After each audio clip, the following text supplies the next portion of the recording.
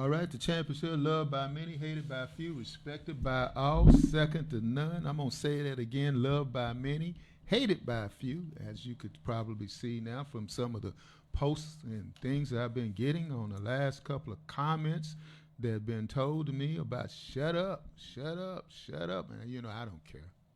I just don't care. I just don't care. I'm a free black man. I think I'm going to change my name. I'm going to change my name to Edward Emmanuel Freeman. Great. It means I'm free. That was a word that people used to have all the time. Back in the day, they used to call themselves Freeman. That's how you got the word Freeman, because that meant that person was free. So that name translated to free. Free man. So I'm a free man. So that being said, we got the judge here. We have Judge Thomas G.Jones. How you doing? Doing fine, doctor. How you doing, sir? I'm doing fine, doing fine. Just want to make sure that you all right, man. You had quite an experience getting here. You can talk straight into the mic Okay. there. Yeah, quite experience getting here, but you're here. Yes. Yeah, you here. But that's the main thing. As you stated earlier, you know, if people are running behind, but they're making you say, "We're here now," and that's the main thing. Yeah. See, I'm never in the practice of you know, telling judges they late. but you know, that's the reason why I was on time, you know. But I've had so many judges here in this office, in this podcast here. Tell them about yourself. This is your first time being on the show. This is my first time, and I don't know why you had not extended me the invitation, because I would have gladly taken it. I am Thomas G.Jones, a native Dallasite, raised in Dallas, attended public school, lived in an area in the southern part of Dallas called Roosevelt Heights. So when there was a major rain, they flooded us out. We had no indoor plumbing, no street lights, no paved streets, and the kids at Joseph J. Rose Elementary School laughed at us every day when we got off that long bus. But that helped us to deal with challenges of life. We had to deal with that. But before I go any further, and just in case you all missed the news, the great James Madison, Great James Madison. the mighty Trojans, won their state championship. They won the state championship? They won the state championship. In basketball? Basketball, yes. Yeah, and they're tough. They tough. That's where you went to school at? Yes. You graduated That's from my alma mater. Alma mater? Yes, James Madison High School. James Madison. Yeah. So they changed the name. That was Forest Avenue at first. Right? Forest Avenue. Run the mic levels up. Where they didn't allow us to go to school with them, and so when Judge Barefoot Sanders wrote that court order, then they moved the Anglos out and moved us in, and it became the great James Madison under Dr. Thomas Talbot. All right. Yeah. Okay. Yeah. Yes, sir. Okay. Now, I have a little bit about myself. Like I said, that I grew up in Dallas. I had to call for public service prior to ascending to this position. I worked in many campaigns, learning the operation, and then I served on the Dallas School Board for some 5 years. How many years you served on the school board? 5 years. 5 years? Yes, and we worked to see to it that not ethnic minorities, but blacks and Hispanics got a piece of the money through the contracts. See, people don't realize that public schools are not just about education, but who gets the contract. And you need someone there at the table to ensure that blacks get their share of that money that come out of the school district. What years were you in the school district? 1989 through 1992. Okay. Yes, I was there. Okay. And now, from the school board, you went to. The JP position. That, and at one point, I held the school board trustee position and this position. I held both of them simultaneously for 2 years. Man, you're a bad dude. Yeah. How were you able to do that? By the grace of God. That was it. Now, you know who they are. They are whoever we ain't. Right. So that being said, they didn't say anything about that? No, because the state law, it allowed for that. And even still, where you can hold two elected positions at the same time, and that would be a school board trustee and a JP. And so we could do them both. Okay. So you got elected in 1990. What was years was that again? What, 1991? 91, and Right. you served continuously since then. Yes. Okay. Where's your district at? Precinct 1.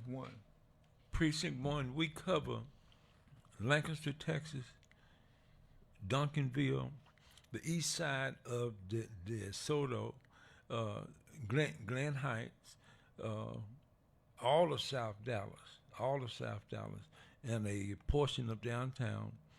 And we go over to the boundary lines. We bump up against Grand Prairie, so it's a large area. Isn't that the largest area? It is the largest area, and we get the most violence. When I say we, as Constable Gully, Judge Nash, and myself. But I'm not in a bragging way, but in an informative way. JP 11, that's the position that we hold. We have worked in that precinct till we have the highest volume of cases, not just in Dallas County, but for the state of Texas. So no one handles more cases than you in the state of Texas. Not in the state of Texas, maybe on the outside, and I don't know about them. Move my mic level. There we go. We got it up now. Yeah. So no one holds it. Okay. Now that means you would probably be evicting more people. And a lot of people say evictions. That's what JPs do. What do JPs suggest other people do? There are several areas. One, we handle the eviction cases, and the state they're bringing the truancy laws back. We handle civil and small claims, traffic tickets from the sheriff department, from the state troopers. We handle all of that. Okay. Now, handling all of that, it seems like you would be quite busy on that. Do you guys have night court? No, we tried night court. Judge Nash and I both tried night court, and it's not as easy as it sounds. People make those promises and say, I'm going to start a night court. But people have families, and we tried that on the other end of Polk Street. We tried it for about two years, and it just didn't work. The constable has to be there. You need the security. People have families, and they couldn't leave their families to come to night court. And so we had to, and that is something that if the people have been interested in it, and because if they don't show up in court, Doc, we issue a warrant for them, and they end up going to jail. Now, we didn't have to lock anybody up. The program was not successful. It was there, but it was not successful. Okay. How many years did night court? How many years was night court in About existence? about 2 years. Yeah. So people complain about being in night court because they couldn't take care of their families They at couldn't home. take care of their family. They work all day. And then they complain about having to take off work to go in daytime. Yes. Yeah. Yes. Something wrong with that. Well, I mean, it just seems like people going to complain about going to court. That's what I'm just saying. Yes. Now, but you talked about an eviction. And I tell people, they say, you evicted me. I said, no, I didn't. I upheld the law. It was the landlord that filed the case. And if they had the evidence to demonstrate one reason that rent was not paid, and then that's where we have to look to the person and say, we as a judge, I don't evict anyone. But if the evidence demonstrate that the landlord had a lawful case and the result of that would be an eviction, then I have to uphold the law. But one of the things that we do in precinct 1, we have we have to do what we have been elected to do. But once we do that, and the results is that that person is evicted from that property, we don't let them out of the courtroom without telling them we have some resources. Every day, this is something that I do in the court every day. We have some resources. We have, in terms of the court, we've connected with the faith-based organization, and we've connected with non-profits. We just secured $25,000 for a program called Harmony that assists families with paying their rent, keeping a roof over their head, and keeping food on the table. These are some very difficult, trying times. And so what Judge Nash and I both like to talk about, that we go beyond the bench. We just don't come there and sit on the bench. We go beyond the bench, trying to find resources to help individuals, to help families, to help them feel their worth. So it's not about evicting people and putting them out in the streets, because I know from driving in the district that, well, it's a big district. I can't help but drive in the district. Right. It's all over. That there are a lot of homeless people out there. That gives more people an opportunity, if you will, if you consider being an opportunity of being homeless, to be when you're evicted. So you're giving someone also an opportunity to not be homeless. Right. We have, and well, I guess this is the first public announcement of it here. We have a meeting scheduled with Dr. David Wilson, the president of the IMA, and he said, Judge, I want to meet with the nonprofits where they can tell us, the church, that we, the church, can do to help with the issues that the court is facing. I have to hear those cases. And it's not about me, but these positions, by law, we have to hear those cases. But that's not the end of the road. And as I stated earlier, that Judge Nash and I go beyond the bench to help the families, and especially when you have grown up and lived through some of the things. I grew up poor, dirt poor, right here in Dallas, so I have sympathy and empathy for the families that's faced with these challenges, and we have come up with the way in which to assist them.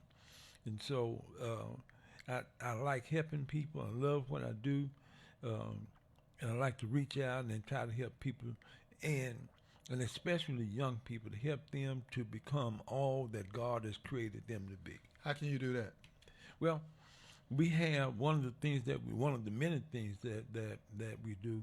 We have seminars over at the courthouse, and we take time to talk to the young people, and especially those where the school may have issued a citation based on their behavior, or where they get a traffic ticket, cut up in school. And it's one thing just to issue some paper and punish the student or the family, because students don't work. So we extend that helping hand, and to say to the family that these are some agencies. We have a list of those agencies that they can contact where they can get help. Okay. We're going to go to a quick break, and then when we come back, we're going to conclude the interview. But you are giving us a lot to think about here because there's a dominant narrative that's placed out here that JPs, if your car gets towed, that's where you go. If you get evicted, that's where you're going to be at. Yeah. But, there's never a narrative that's placed that's saying that if you are coming into my courtroom, I'm going to go ahead and help you out. Yeah, and there's dignity because mankind, that's God's creation, and they are entitled to the respect and dignity, and that's what people get: fairness, and effectiveness. That Lord, in 2024, we adjudicated more than 36,000 cases, not 3,600, but more than 36,000 cases. You won't find a JP court in Dallas, Texas, in Dallas County, that produced more cases, that processed more cases than Precinct 1, Place 1. All right. When we come back, we will go ahead and conclude the interview. We'd like to go ahead and recognize all of those people who are listening and looking. Please share as well. Please share as well. And if you have any people that you would like to have me interview, go ahead and get them in touch with me and my team, and we will go ahead and do that. I'd like to also remind you as well, the Commish Radio Show is a division of Dr. Ed Gray, LLC, consulting company. So I'd like to go ahead and give a shout out to myself. So that, I love me some me. So, hey, that's being said, that's what it is. So if you'd like to go ahead and donate, Cash App is Gray Vision 2020. All right, let's go ahead and put them drops out there, and we'll be right back. Hey, this is Lee Merritt. And this is Jasmine Crockett. From the Merritt & Crockett Law Firm. When we take cases, we listen to the people. When we listen to the radio, we listen to the Commish Radio Show. Hey, whenever I want good Cajun food, I go to Thibodeau's, located at 107 North Cedar Ridge in Duncanville, Texas. They're really hot, just like the Commish Radio Show in Thibodeau's. Hot as this gumbo. We will see you later at Thibodeau's.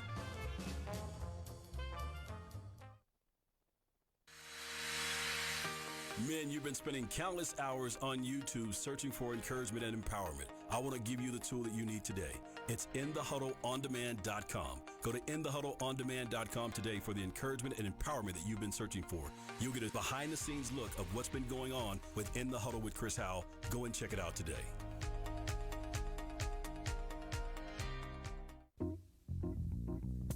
Hi, I'm Ed Bridges, CEO, founder of Wrong Way Driver Alert. And one thing that we know, when you need to go the right way, we always turn to Commish Radio. He never leads you in the wrong direction. So here at Highway Nation, we want to thank Mr. Ed Gray for taking us in the right direction. And visit us on Facebook, Highway Nation page, and give us a like.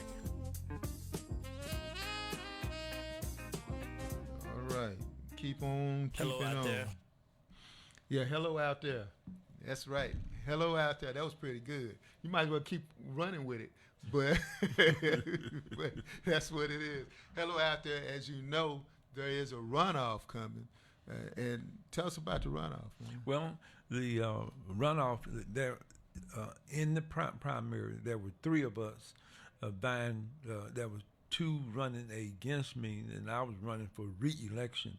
And neither one of us received 50%. Therefore, the highest two vote getters, we have a runoff, and that May 26th.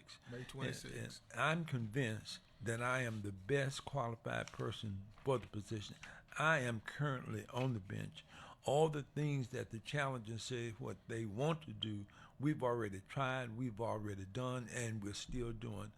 But the main thing is that we are helping people, not just doing a job. This is more than doing a job. This is a mission, and we have the opportunity to help someone, and that's what we're called to do, is to have compassionate justice. I tend to see myself as having justice tempered with mercy. Because if the truth be told, all of us had challenges in life, but all of us have not always had someone there to extend a helping hand. And that's what we do in Precinct 1, Place 1. We extend that helping hand. All of us are God's children. But based on my experience on the bench, my reaching out to help people, seeing to it that we connect the tenant with an eviction, that we connect the tenant and the landlord with agencies that can help keep a roof over the tenant's head, help the landlord to recover their money. Now, what agencies help tenants? We have we have Under One Roof. Then we have, I like to call them the Mint Foundation, but I call them Mint Condition. And then there's Harmony. These are agencies, non-profit agencies that we hand out every day in our court, so the people would try to get the help that they need. We're in a fundraising effort now. That's right, and I think y'all may have missed it. I wanted to shout out that where we had gotten $25,000 for the Harmony program, we got $5,000 for the Mint Condition program, and so no other JP, doctor, no other JP in Dallas County can claim that. You know, now Harmony is a program that's sponsored through Concord. We gave a check. Now it didn't come out of my pocket, but I'm the one that got the money for Harmony. That's administered through Concord. Yeah. Okay. Ministered through Concord. So again, folks, this is why this show is important, and I'm just saying it's important because nowhere else do you get this. I mean, I've been looking on Facebook, I've been looking on Instagram and everything, but we actually bring people in this studio that can help you, that can help me, can help us, because we're all in this together. Absolutely. And if we're not going to be in this together, some of us may slip and be by ourselves in it. And Doc, and I know we had 30 minutes, but I'm willing to come back if you're listening, audience. We want you to come back. Okay. Since you already put me on the spot already, because you already said I should have invited you here before. So, that being said, we want you to come back. If you could bring, you said IMA? Yes, Dr. David Wilson. Extend him that invitation as well. So we want to do that. Absolutely. Willis Johnson told me years back, he said that the only person that's doing because at that time I was on KHVN, was doing what I was doing and doing now, is bringing people in to help people, and that's what we do. That's what it's all about. All right. Okay. All right. Doc, we'll have you back. All right. Let's play a couple of drops, and we'll have our next guest. Okay. Stay right here. Okay. We're good. Okay. We're good. Men, you've been spending countless hours on YouTube searching for encouragement and empowerment. I want to give you the tool that you need today. It's InTheHuddleOnDemand.com. Go to InTheHuddleOnDemand.com today for the encouragement and empowerment that you've been searching for. You'll get a behind-the-scenes look of what's been going on with In the Huddle with Chris Howell. Go and check it out today.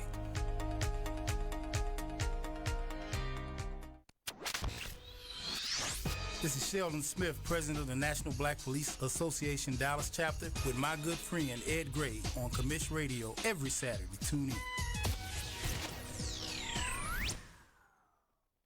Hey, whenever I want good Cajun food, I go to Thibodeau's, located at 107 North Cedar Ridge in Duncanville, Texas. They're really hot, just like the Commish Radio show in Thibodeau's. Hot as this gumbo. We will see you later at Thibodeau's.